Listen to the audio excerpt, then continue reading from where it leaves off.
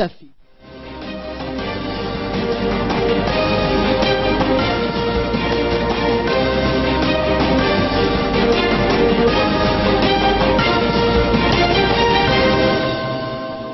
Hello dear viewers and welcome to RTD's English News Edition, the top stories. The head of state wishes for the month of Ramadan to the people of Djibouti. United Nations authorities authorize the AU to maintain peace mission in Somalia until end of July. Thank you for joining us in our newsroom. The blessed month of Ramadan will begin tonight in the Republic of Djibouti. The High Islamic Council made the announcement last night in a statement, and thus the Djiboutian will fast tomorrow, Thursday, and this for 1 month. Since the announcement by the High Islamic Council of the beginning of Ramadan, the President of the Republic, His Excellency Ismail Margeele, has expressed his wishes to the Muslim world in general and the people of Djibouti in particular. Let's listen to the head of state. الحمد لله رب العالمين القائل في محكم التنزيل شهر رمضان الذي أنزل فيه القرآن هدى للناس وبينات من الهدى والفرقان فمن شهد منكم الشهر فليصم. The President of the Republic, His Excellency Ismail Margeele, has asked the Almighty to facilitate us this holy month of Ramadan. He also wished the Djiboutian people to fulfill their religious duty with humility. The President also emphasized in his speech that the faithful are well informed about the blessings of this month, especially concerning its broad clemency and his unlimited forgiveness. The President also reiterated his commitment to work for the development and progress of the country, while urging the Djiboutian population to go along within this progress in order to create a future full of hope. The head of state has also paid tribute to the Palestinian heroes who are now fighting for their rights, especially since there is now an adequate solution. He also appealed to the international community to assume its responsibilities in order to protect the Palestinian people by placing occupation on the basis of the creation of 2 states in order to strengthen and establish peace and stability in the region and in the Middle East. Finally, the President has wished his best wishes to the Djiboutian people and Muslims all around the world. وأن يتقبل صيامنا وقيامنا وصالح أعمالنا وكل عام وأنتم بخير والسلام عليكم ورحمة الله وبركاته. We condemn in the strongest terms the massacre perpetrated against the Palestinian Brotherhood, says President Gele. The President of the Republic dedicated a part of his Ramadan speech this year to the people, brother and friend of Palestine, who are victims these days of extreme violence on behalf of the Israeli occupation. My thoughts go to the martyrs of Palestine who refused to submit to the dictate of Israel, said President Ismail Margeele, hailing the bravery of these heroes who fall every day on the field of honor in the name of law and sacred to cover their territory and that of their ancestors. Our compassion and solidarity with the Palestinian brothers and sisters is commensurate with his determination to fight peacefully against Israel's violence, he said, and we call on the international community to take responsibility and put an end to the slaughter of defenseless Palestinians.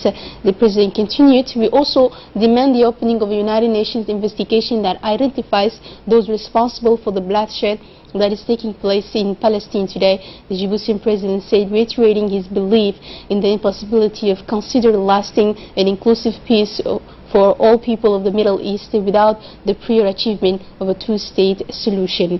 The President of the Republic, His Excellency Ismail Margeele, has received today at the Presidential Palace the Public Annual Report 2017 of the Court of Accounts and Budget Discipline.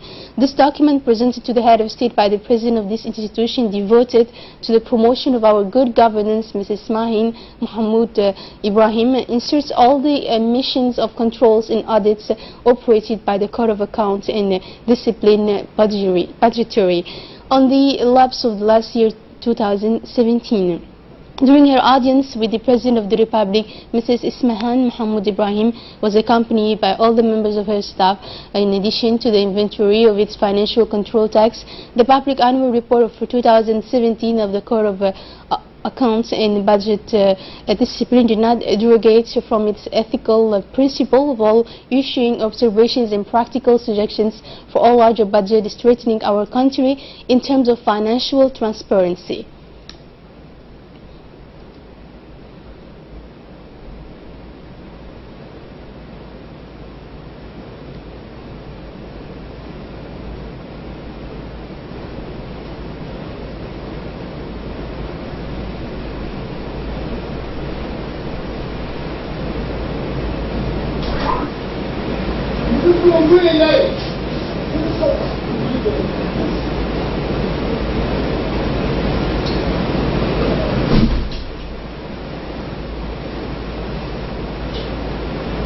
And during a press briefing after her interview with the head of state, Mrs. Ismahan Mahmoud Ibrahim, said that the document submitted essentially is the audits conducted with national institutions managing external funding. The report also includes the budget control work carried out with several national funds, including for youth and fund and the water fund as well, the president of the Court of Accounting and Budgetary Discipline said.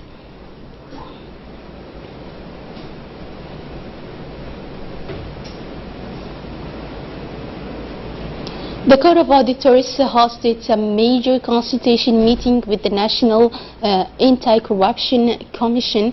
This meeting saw the participation of the President of the Court of Accounts, Mrs. Ismahan Mahmoud, the President of the National Commission of Fight Against the Corruption, Mr. Osman Idris Jama, the Public Prosecutor, Mr. Aid Ahmed Ibrahim, the Attorney General Madiba Ismail Awled, the Advisor of the Minister of Justice, Mrs. Farhiya Jama Ibrahim, and the Secretary General of the Accounts, Umar Aden. The aim of this meeting is to build cooperation links in the anti-corruption chain in order to increase the effectiveness of the anti-corruption efforts. For now, the Court of Auditors is pledging a regional program to support senior public finance audit institutions to develop a strategy for involving key stakeholders to build bridges of cooperation and exchanges. At the invitation of the President of the National Assembly, Muhammad Ali Hamad, an open day was organized on Thursday, May 15 for special needs students from Child Protection Center. These students were accompanied by the principal of the institution, Ms. Naima Hassan Abdullahi, 3 teachers, and the Director of Public Education, Ms. Lula Ali Ailabi. During this educational visit, the students had the honor of meeting the President of the Parliament, with whom they had discussions on various topics. The students also shared their experiences with the President and parliamentarians present. In addition, the students visited the different committees' rooms, the hemicycle, the multimedia room, and the parliamentary library. Finally, the students and their teachers took a souvenir photo with the President of the National Assembly. The President of the National Assembly has encouraged in an intervention the students not to drop out of school. Although much remains to be done, he said, we have taken a big step toward improving, integrating our students into the society.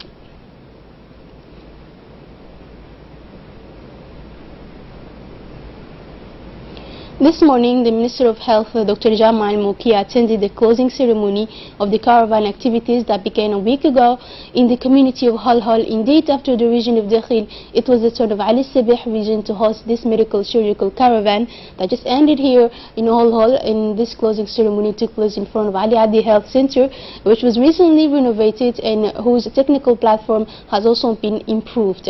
Accompanied by the Minister of Muslim Affairs, Deputies Abduski and Mr. Elmi Mahabe Bais, the Minister of Health was received with honors by the Prefect of Ali Sabih region, Mr. Muhammad Wabra Asowi, the President of the region, Mr. Omar Jama, and a huge crowd of notables, local figures, and anonymous people had gathered massively to welcome the Minister of Health and the delegation accompanying him. As a result, the ministerial delegation was willing to make a memorable crowd plunge among Halhal residents who came in large numbers to attend this colorful event. Men, women, children, more than 1,000 of them came to cheer the Minister of Health as part of this festive ceremony that is enlivened by international songs and folk dances. The Prefect and the President of the Asachok Regional Council took the floor to welcome the Minister of Health and his delegation. He immediately stressed the importance of this medical caravan of improving the health of these people. As for him, the deputy said he was totally delighted that this town and Hol benefits largely from the government action, which follows directly from the policy of the head of state, Ismail Murkili.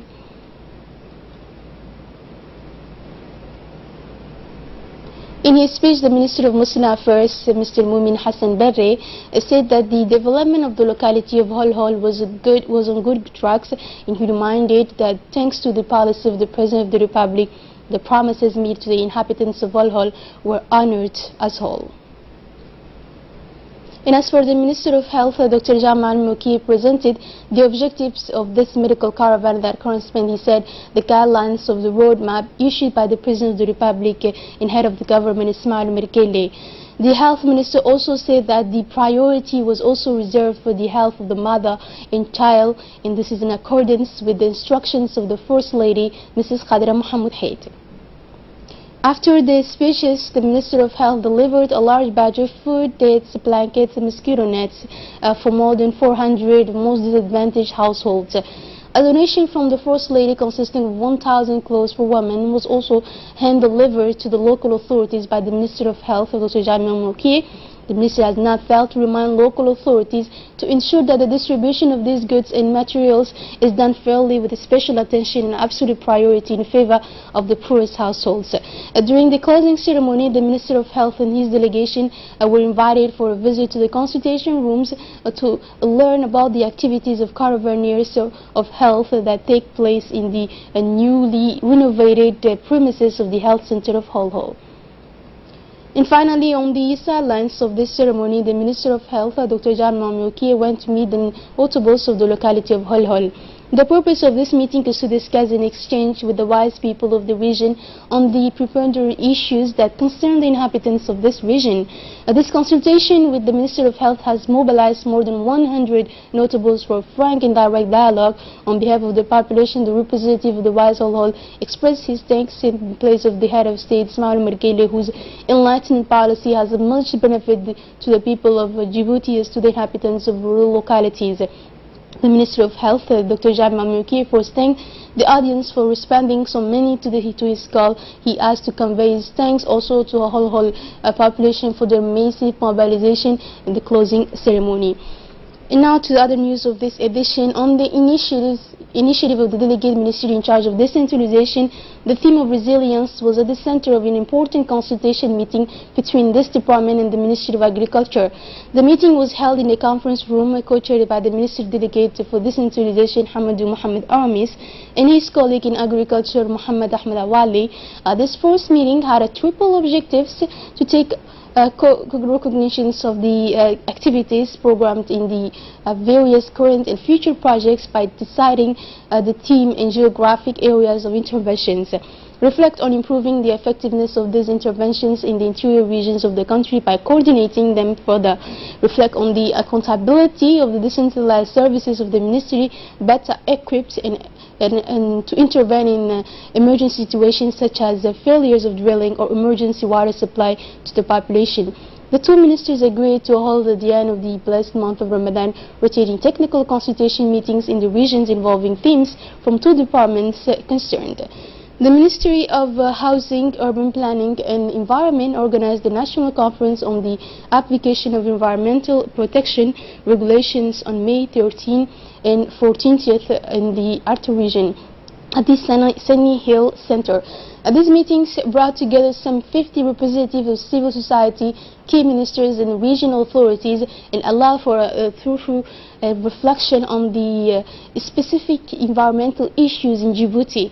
In addition, the two-day meeting was a timely forum to raise awareness of environmental issues among local authorities and stakeholders and to disseminate environmental legislation regulations.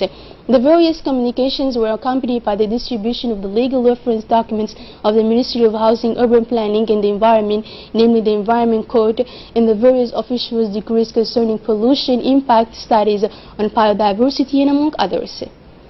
A gas oil pollution occurred on the morning of May 14, 2018 near We'a, resulting in the accidental spillage of a significant amount of diesel fuel.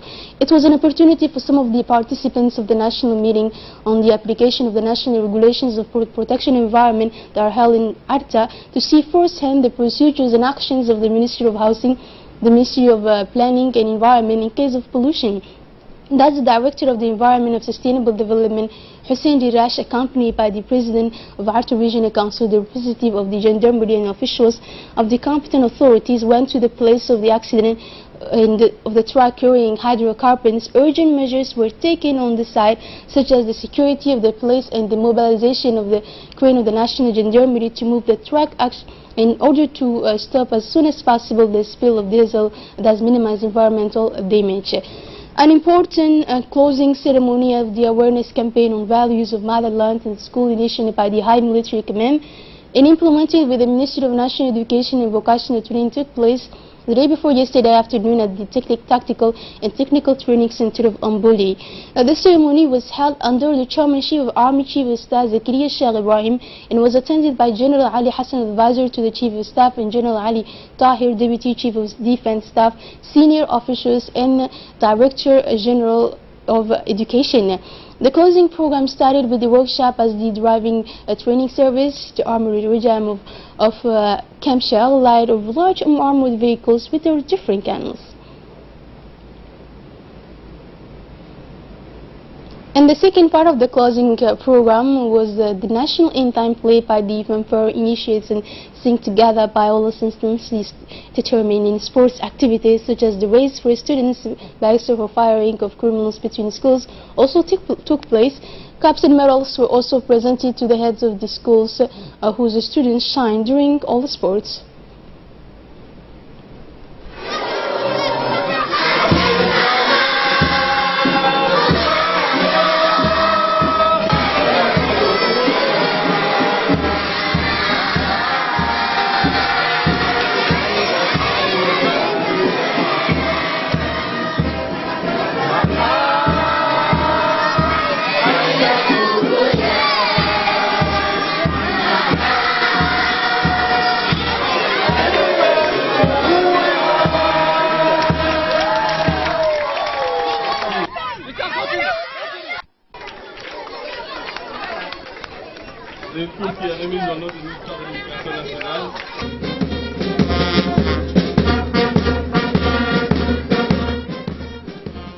The Harbi military musical troupe was here to orchestrate the animation with patriotic and folkloric songs and dances. The military poets Ali Gebeo and Ibrahim Shihim presented their poems.